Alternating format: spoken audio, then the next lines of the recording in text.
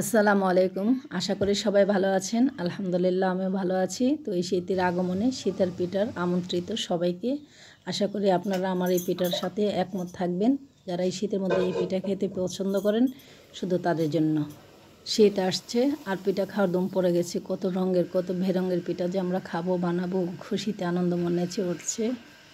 শীতের মধ্যে সকালে এবং সন্ধ্যায় পিঠা খাওয়ার একটা দম পড়ে যায় এবং ভালো লাগে সবার কাছে খেতে।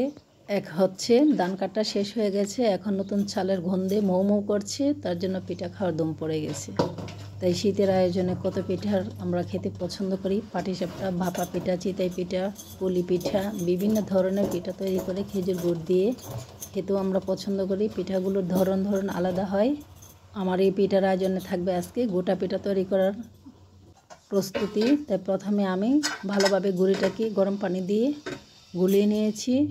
এখন আমি একটা বড় পাতিলাতে পানি বসিয়ে দিয়েছি। তাই আমি পিঠা বানাচ্ছি, আপনারা দেখতে থাকুন। যে কি বলে গোটা পিঠা বা মেরা পিঠা বা চোয়া পিঠা বা চোকা পিঠা, যেটা বলুন না কেন, আমাদের অঞ্চলে এটাকে চোকা পিঠা বলা হয়।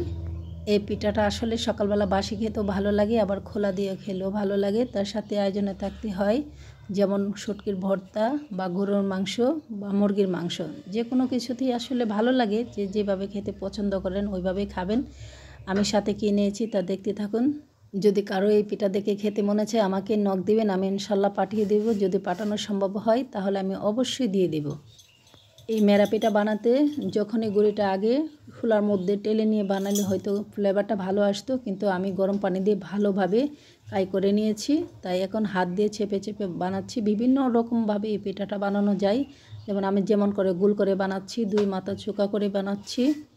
আর যে পিঠাটা আমি চোকা করে বানাচ্ছি তার আগা মাথাটা আমি তেমন করে একেবারেই চোকা বানাচ্ছি না, হয়তো গরম আসলে ভেঙে যেতে পারে। তার জন্য হালকা একটু মোটা করে রেখেছি, আবার গোল গোল করে চেপে দিয়েছি, যেহেতু এটা সকালবেলা আমি খোলা দিয়ে গরম করে খাবো। তার জন্য এই পিঠাটা বানাতে গেলে হয় কি স্টিমার লাগে বা পইন লাগে, যেটা বলে পইন, মাটির পাতিলার মধ্যে ছিদ্র করা পইন লাগে। আমি প্লাস্টিকের ঝুড়িতে দিয়েছি।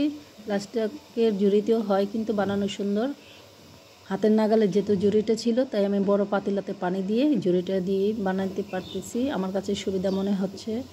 আর এই পিঠা বানাতে সম্পূর্ণ সিদ্ধ করা লাগে, এটা অন্যভাবে কোনো আর দেওয়া যায় না। দেখেন শলা দিয়ে আমি গেঁথে গেঁথে দেখলাম, শলাটা যখন উঠে আসবে ভেবে নেবেন যে পিঠাটা হয়ে আসছে। আমি বাসায় খাওয়ার জন্য পিঠাগুলো বানিয়েছি, আমার কাছে ভালো লাগছে তাই আপনাদের কাছে শেয়ার করলাম। আপনাদের কাছে যদি ভালো লাগে তাহলে নতুন চাউলের পিঠা বানিয়ে খাবেন।